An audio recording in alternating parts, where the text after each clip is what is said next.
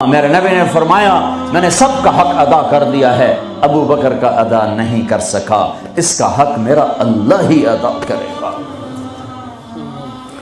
جمعرات کا دن ہے، آپ بیمار چل رہے ہیں، عشاء کی نماز کے لیے اٹھنا چاہا، غش آ گیا، بے ہوشی ہو، پھر اٹھے، عشاء ہو گئی، کہا جی انتظار ہے،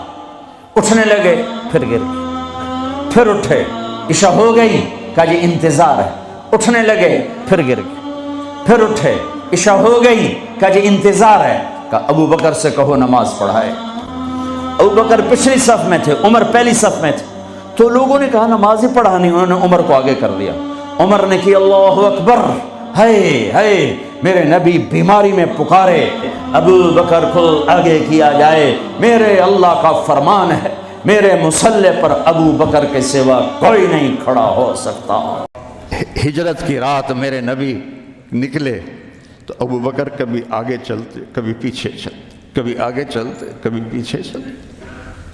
آپ اپنے پنجوں کے بل چل رہے تھے کہ پاؤں کے نشان نہ پڑ جائیں اور کھوجی نہ دیکھ لے،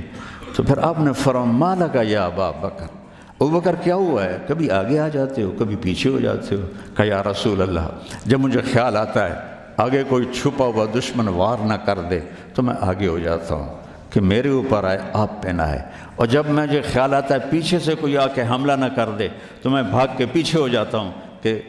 آپ کے اوپر وار نہ آئے، میرے اوپر آئے۔ اور پھر جب غار ثور پر پہنچے، جبل ثور، تو آپ چڑھ نہیں سکتے تھے، ساری انگلیوں سے خون نکل رہا تھا، جو کہ آپ ایسے چلے تھے، ایسے۔ ابو بکر نے کندھے پہ بٹھایا اور پورا پہاڑ طے کیا، اوپر لے گئے، آپ کو باہر بٹھایا، سارے سوراخ بند کیے، اور اس کے بعد سوراخ زیادہ تھے تو پگڑی کو اتارا، اس کو پھاڑ کے سوراخ بند کیے، پھر اس کے بعد سوراخ زیادہ تھے، کرتے کو اتارا اور پھاڑ کے سوراخ بند کیے، ایک جس میں سانپ تھا وہاں اپنی ایڑی کو رکھ دیا، کہا مرحباً یا رسول اللہ۔ آپ اندر آئے تو اندھیرا تھا، آپ کو پتہ نہیں چلا، جب تھوڑی سی روشنی ہوئی تو آپ نے دیکھا نہ کرتا نہ پگڑی۔ ابو بکر مالک، یہ کیا ہوا ہے، ذرا عمامہ کدھر ہے، ذرا کرتا کدھر ہے؟ تو کہا یا رسول اللہ یہ سوراخ تھے، مجھے ڈر ہوا کہ ان میں کوئی چیز آپ کو تکلیف نہ پہنچائے، تو میں نے اپنے کپڑے پھاڑ کے سوراخ بند کیے ہیں۔ تو ایک دم میرے نبی رونے لگے اور ہاتھ اٹھا کر کہا یا اللہ میں ابو بکر سے راضی ہوں، تو بھی اس سے راضی ہو جا اور اسے جنت میں میرا ساتھی بنا دے۔ تو ایک دم جبریل آئے، یا رسول اللہ، اللہ تعالیٰ فرما رہے ہیں ہم ابو بکر سے راضی ہو اور جنت میں آپ کا ساتھی بنا دیا۔ انہوں نے میرے نبی کی زندگی کو یوں سچ کر دکھایا۔ موسیٰ علیہ السلام کی قوم کو اللہ نے کہا جاؤ ملک شام جا کے عمالقہ سے لڑو،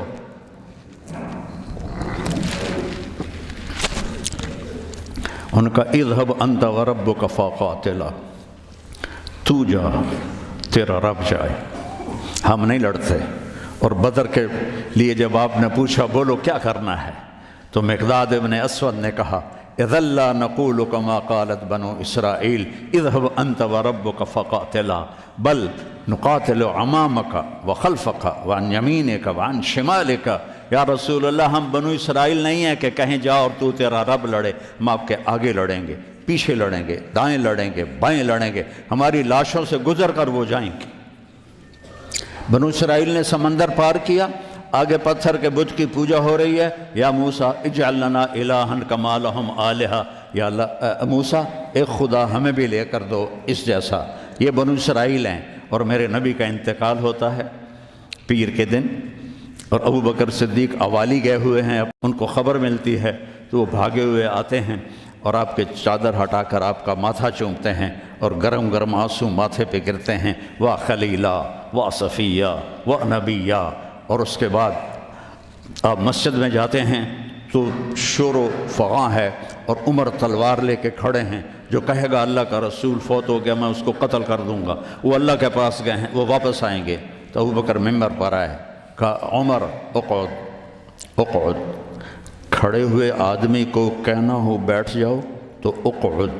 اور لیٹے ہوئے آدمی کو کہنا ہو بیٹھ جاؤ تو اجلس۔ یہ حسن عربی ہے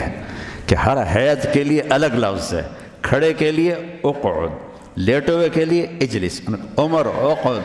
کہا نہیں بیٹھوں گا۔ تو پتہ چل گیا کہ جوش میں ہے، ممبر پر آئے، ایھا الناس من کان یعبد محمدا فإن محمدا قد مات، جو محمد کی پوجا کرتے تھے وہ سن لو کہ انہیں اللہ نے بلا لیا، ان کا انتقال ہو گیا۔ ومن کان یعبد اللہ فإن اللہ حی لا یموت، اور جو ایک اللہ کی پوجا کرنے والے ہیں ان کا رب زندہ ہے، موت سے پاک ہے۔ میرے نبی نے ایسے لوگ تیار کیے جنہوں نے میرے نبی کی زندگی کو سچ کر دکھایا اور جانوں کے نذرانے پیش کر کے آپ کی زندگی کو دنیا میں زندہ کیا۔ اس لیے واحد جماعت ہے صحابہ کی جن کی زندگی میں ان کو جنت کے وعدے کر دیے گئے، کلن وعد اللہ الحسنی، اس میں سابقین بھی اور لاحقین بھی، سب کے لیے جنت کا اللہ تعالیٰ نے وعدہ فرما دیا ہے۔ ایک امت تیار